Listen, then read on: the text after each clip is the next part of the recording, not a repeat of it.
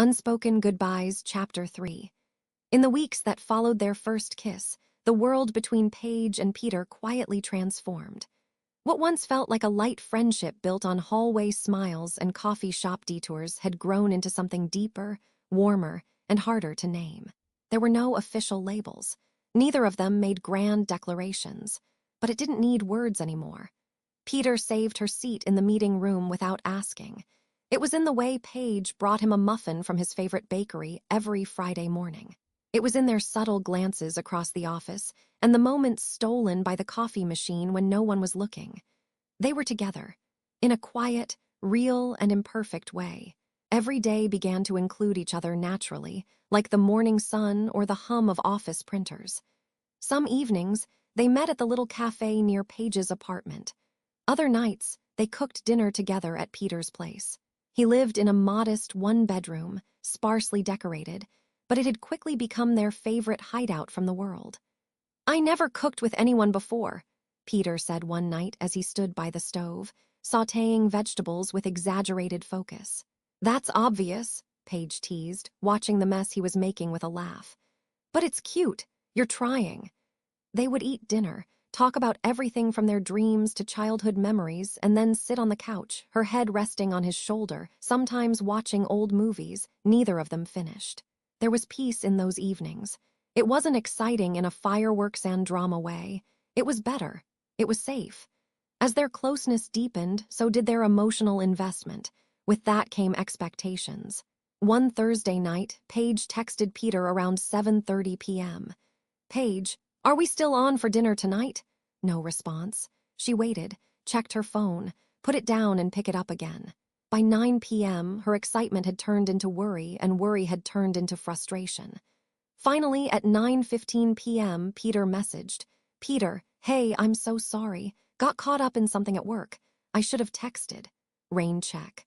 She didn't reply right away, not because she was angry, but because something inside her had expected more. That was the first time she realized this wasn't just a simple office crush anymore. She was falling for him, and that meant she could be hurt. The next day they met for coffee. The moment Peter saw her, he reached out to touch her arm. "Paige, I'm sorry about last night." She nodded, her voice softer than usual. "It's okay. I just wish you'd said something sooner. I was waiting." Peter looked down. "I'm still figuring all this out. You're important to me. Sometimes I don't know how to show it right." Paige's eyes met his. "I don't need perfect, Peter. I just need effort. I'm not asking for grand gestures. I just want to feel like you care." "I do," he said immediately. "More than I even expected." There it was again, honesty in its rawest form. He reached for her hand. "I'm not going anywhere. I promise." She smiled faintly and squeezed his fingers. "Good, because neither am I." Paige never saw herself falling for someone younger. She always imagined a man with more life experience, more stability, someone who had it all figured out. Peter wasn't that, but he was kind, thoughtful, curious about life and willingness to grow.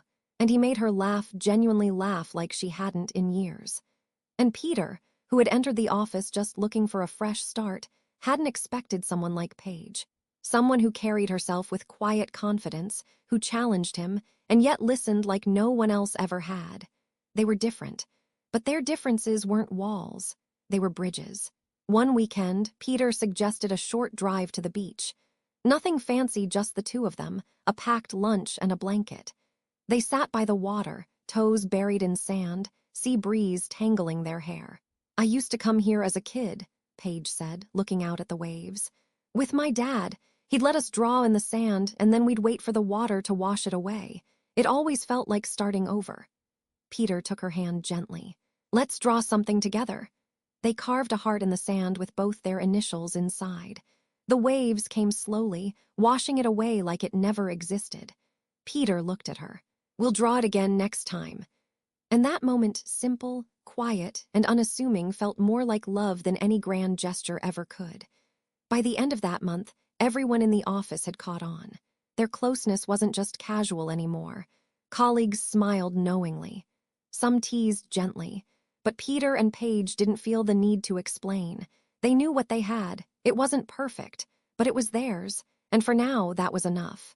It had been 3 months since Paige and Peter shared their first kiss. 3 months of holding hands in quiet corners, exchanging soft smiles across office desks, and sharing slices of life neither of them had revealed to anyone before. Their relationship was no longer a secret, but it wasn't loud either. It was private, sacred in a way that needed no validation. But love, as beautiful as it is, carries shadows to expectations. They sneak in silently. At first, it was subtle. Paige found herself expecting a text in the morning, a good night call, an invitation to dinner every weekend. Not because Peter owed it to her, but because that's how they had built their rhythm. That's how they had become them. Peter, on the other hand, began feeling the weight of consistency. He wanted to be all the things Paige deserved: thoughtful, present, reliable. But sometimes he felt like he was sprinting to keep up, afraid that one misstep might unravel everything. One evening, Paige waited at the cafe where they usually meet on Thursdays. It was already 7:15. Their meetup time was 6:30. No message, no call. She kept checking her phone, trying not to jump to conclusions. Finally, at 7:20, a text buzzed through. "Peter, I'm so sorry, got stuck with a client call and totally lost track of time. Can we reschedule?" She typed a reply, then erased it, typed again, erased again. Eventually, she sent, "Paige, it's okay, let's talk later." But deep down, it didn't feel okay. It wasn't about the delay, it was the shift. The feeling that something was beginning to pull away. Later that night, Peter called. His voice was soft, apologetic. "I know I messed up. I hate disappointing you." Paige took a breath. "I'm not mad, I don't want to feel like an option." "You're not," he said quickly. "You never were." "Then why does it feel like I'm the one always adjusting? Always waiting?" Peter was silent for a moment. Then, "I guess I didn't realize I was making you feel that way. I've just been trying to keep up with everything. Work, life, us." "Peter," she said gently, "I don't need you to be perfect. But I do need to feel like I matter in your world, like I don't have to question where I stand." His voice dropped. "You do matter. You matter more than you know. I just don't always know how to show it right." Paige nodded even though he couldn't see her. "We can't keep sweeping these feelings under the rug. Love doesn't work that way." And there it was, the word, love. Neither of them had said it before, but now it hung in the air between them, fragile and powerful all at once. Peter was quiet, then whispered, "I love you, Paige. I think I have for a while now." Her heart was clenched. Tears filled her eyes. "I love you too," she said, and even though her voice cracked, it felt right, raw, real. Love didn't magically fix everything, but it shifted the foundation. They began to communicate more openly. When Peter had long days, he let her know in advance. When Paige felt anxious or distant, she told him instead of pretending she was fine. It wasn't easy, but it was real. One Saturday, they stayed in and cooked dinner together again, this time without chaos. Peter chopped vegetables while Paige danced around the kitchen in fuzzy socks.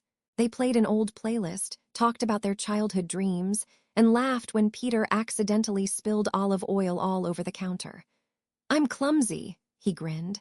"You're adorable," she replied. And at that moment, she knew this was what she'd been waiting for. Not perfection, not constant excitement, just a partner who tried.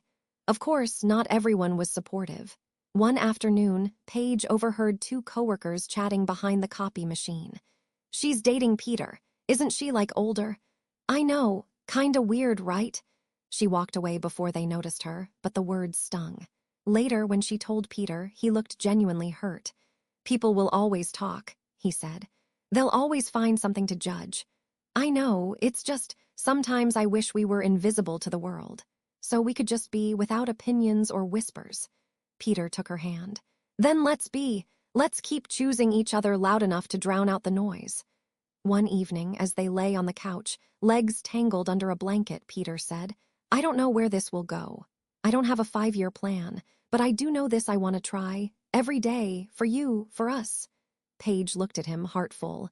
"That's all I ever wanted." He smiled, brushing his fingers against her cheek. "So, will you keep choosing me too?" "Every time," she whispered. And as they sat there, wrapped in warmth and hope, they didn't need rings or vows. They had something stronger, a love they were willing to fight for, even when expectations made it hard, even when others didn't understand. even when it wasn't easy, because some love stories don't start with fairy tales. They start with two people trying, and that sometimes is more than enough. Please like and subscribe my channel to watch and listen more.